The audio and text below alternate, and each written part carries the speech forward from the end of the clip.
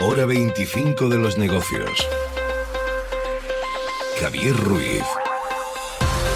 Cumbre de la reconstrucción europea. Hoy, en Hora 25 de los negocios, carrera contra el reloj, carrera contra el dinero, carrera contra los países frugales. La Comisión Europea acaba de poner sobre la mesa otro paquete de ayudas, 390.000 millones en ayudas directas para los países más afectados por la pandemia. Eso, para España, significa pasar de los 140.000 que inicialmente preveía a en torno a 112.000 millones de euros. Significa perder 28.000 millones por el camino. Pero significa todavía tener una dotación económica más que considerable. Hoy esa carrera y esa batalla al microscopio en Hora 25 de los negocios. Vamos a asomarnos a la última hora, vamos a previsiblemente acariciar el acuerdo porque ha de cerrarse esta noche y a ver las implicaciones que tiene. Hoy, en Hora 25 de los negocios, Cumbre de la Reconstrucción, se acaricia el acuerdo.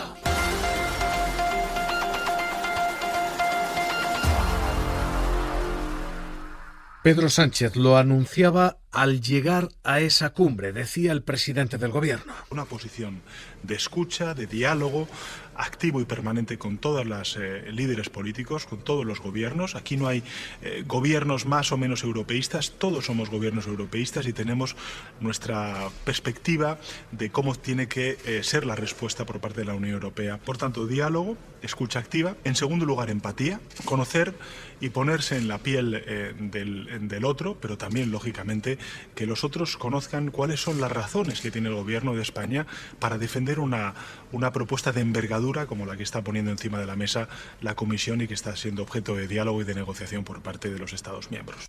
El Gobierno decía básicamente que estaba dispuesto a aceptar cierta condicionalidad. Lo ha vuelto a reiterar aquí en la SER la ministra de Exteriores, González Laya. Decía, habrá condicionalidad, España puede aceptar esa condicionalidad.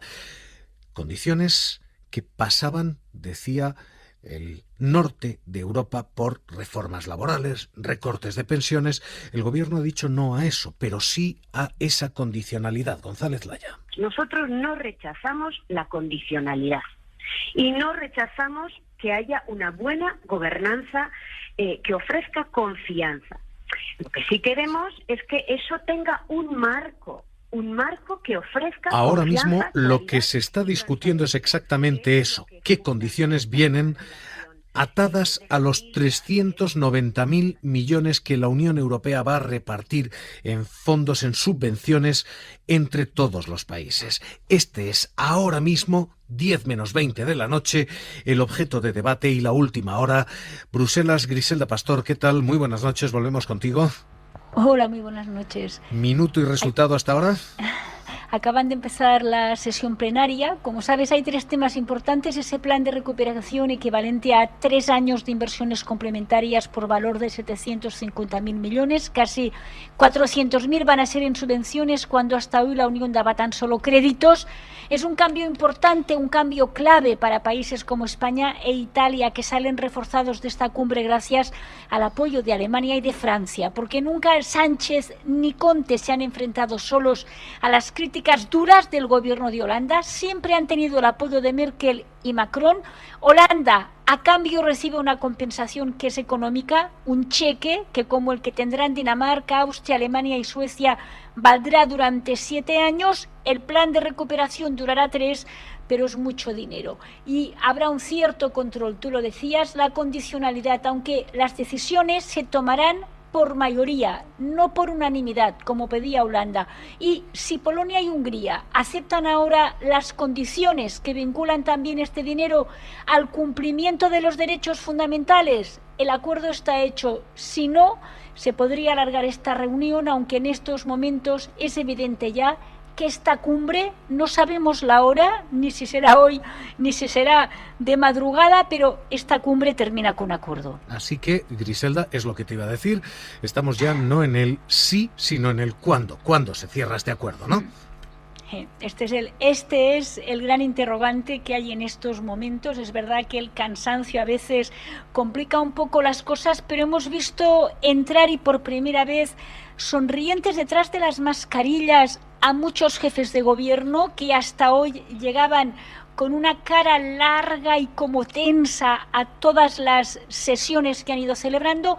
Esto ha cambiado, el acuerdo está en los papeles que ha repartido Charles Michel. Vamos a ver pendientes de qué cambios, si hay todavía alguna delegación que intenta renegociar al alza a las partes del reparto, pero el acuerdo, francamente, sería muy difícil terminar estos días sin un acuerdo hoy, y aquí se da por hecho que va a haber pacto. Gracias, Griselda. Esta es la última hora y esto lo que ahora mismo se acaba de poner sobre la mesa: el cheque de vuelta.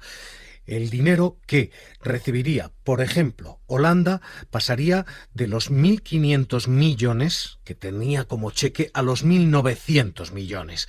El que recibiría Austria sería duplicar las cuantías que recibía, hasta los 565 millones al año.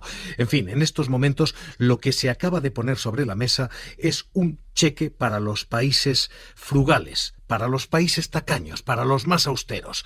Ese cheque es el que les permite dejar ir dinero a países del sur, España e Italia fundamentalmente, con una mano y recibir el dinero con la otra. Este rebate, este cheque, es lo que ha propuesto el portavoz y el presidente de la Comisión Europea, Charles Michel. Je vais bientôt envoyer à l'ensemble des leaders ma nouvelle proposition. Cette proposition, c'est le fruit d'un travail collectif extrêmement intense. Fruto de un trabajo muy intenso, muy largo, decía, y muy difícil. Esta ruta de negociación es la que ha permitido volver a esta reunión y la que puede permitir el desbloqueo a esta hora. Cheques para los países más austeros es la fórmula que se acaba de plantear y en la que hacemos análisis. Marcel Janssen, ¿qué tal? Muy buenas noches. Muy buenas noches. Cheques para Austria, cheques para Holanda, cheques para Dinamarca y para Suecia. ¿Esa es una vía de salida? ¿El acuerdo está hecho? No sé si el acuerdo está hecho, pero las diferencias ya son tan pequeñas que debería llegar esta noche. Y yo no pienso que los cheques son lo fundamental. Debemos de centrarnos en el hecho que la aprobación de este fondo, aunque sea con un componente de transferencias menor de lo que estaba propuesta, es un hito.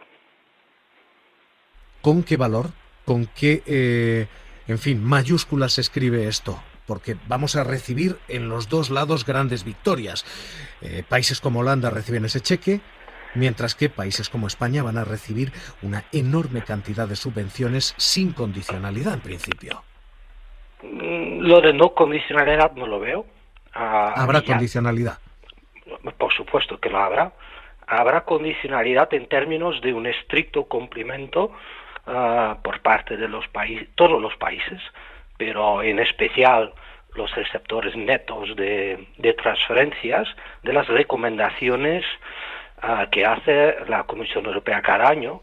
Y entre estas recomendaciones están serios deberes para el gobierno español y algún que otro limitación que les puede complicar internamente. Pero el balance para España, si el acuerdo es lo que se está anunciando, es claramente un enorme avance en la manera en que Europa trata la crisis, por mucho que toda la prensa se ha cargado las tintas con Holanda y los frugales.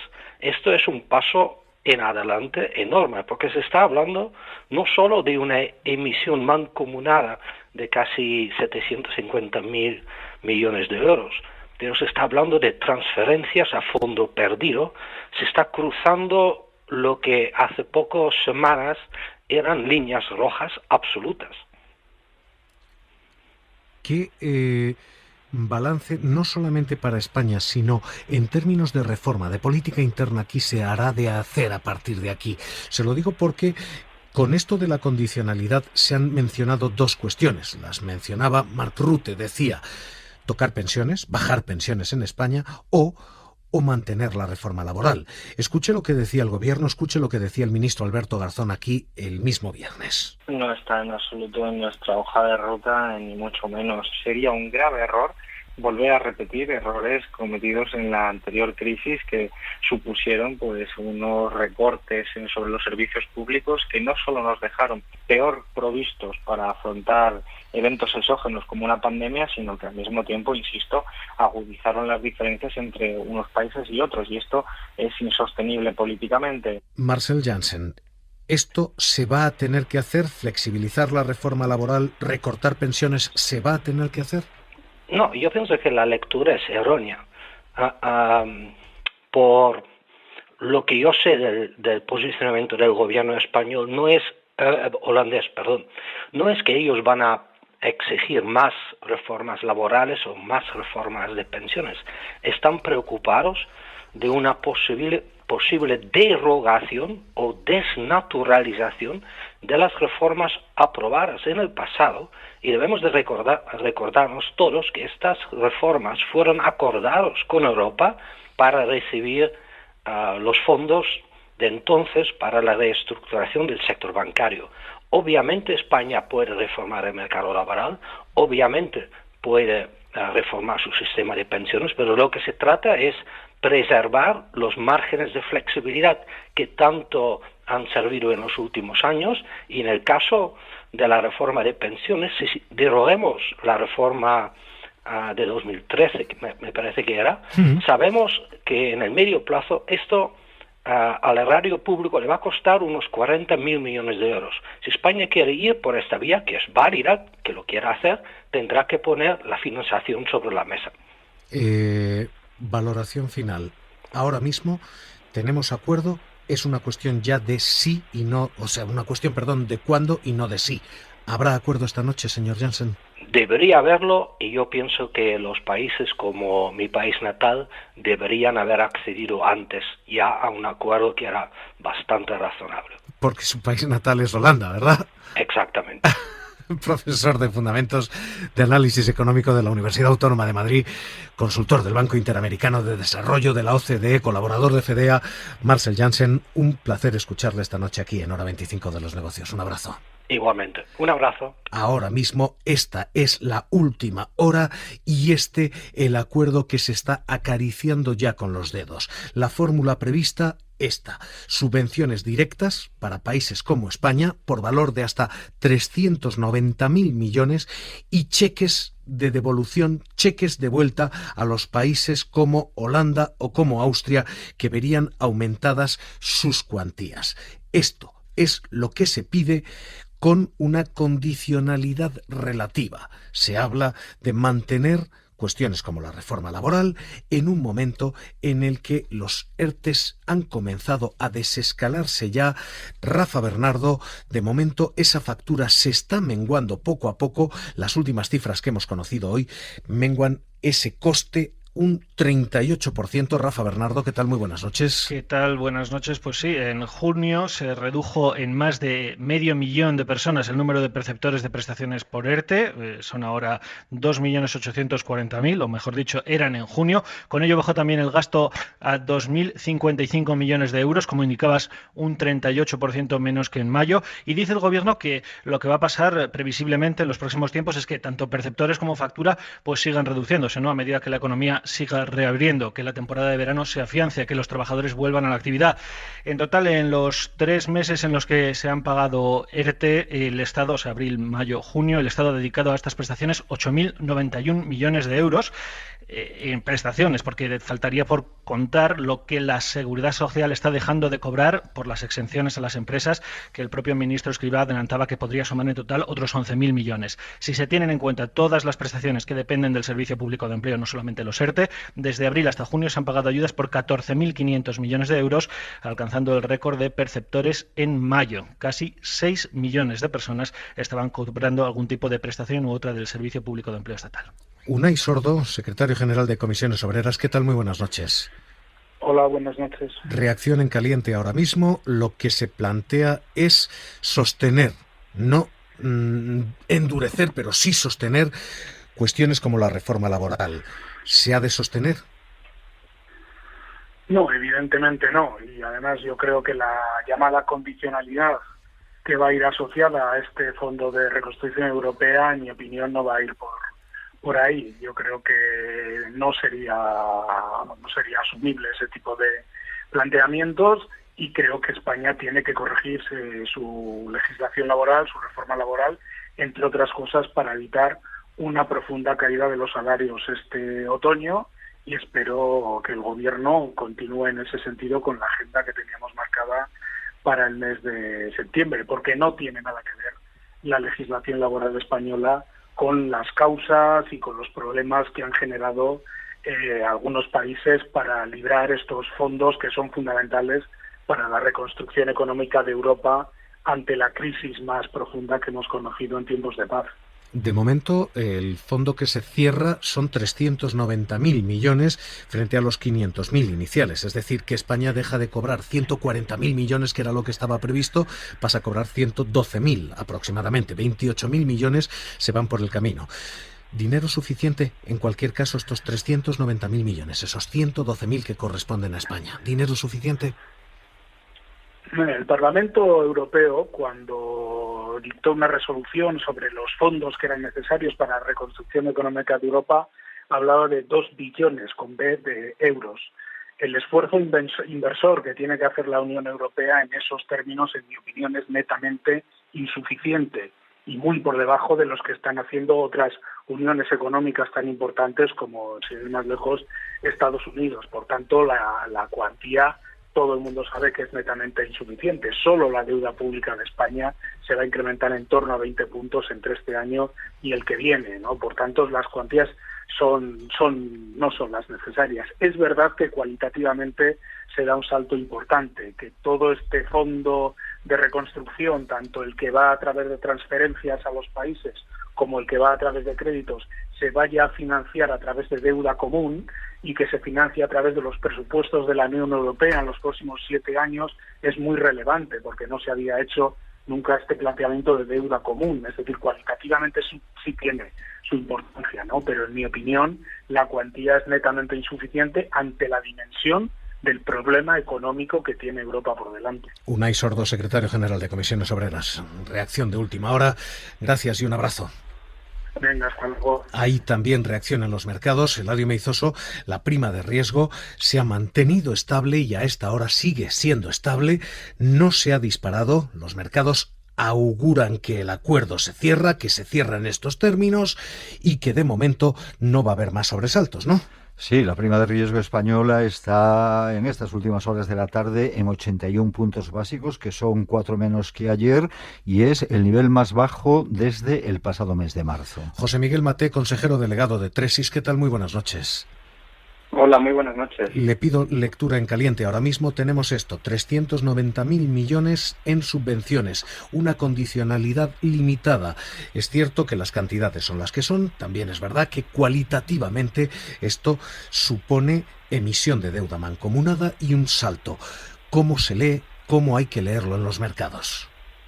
Bueno, pues siempre hay 2 lecturas, ¿no? Los mercados lo han interpretado de manera positiva. Los mercados interpretan que todo lo que sea ayuda, todo lo que sea dinero, y estamos ahora mismo, llevamos varios meses en el que el dinero es lo que se impone, la liquidez y los tipos de interés. Esto es más dinero, podríamos decir más leña para los mercados, y se interpreta de manera positiva, tanto desde el punto de vista de la renta variable como desde el punto de vista de la renta fija.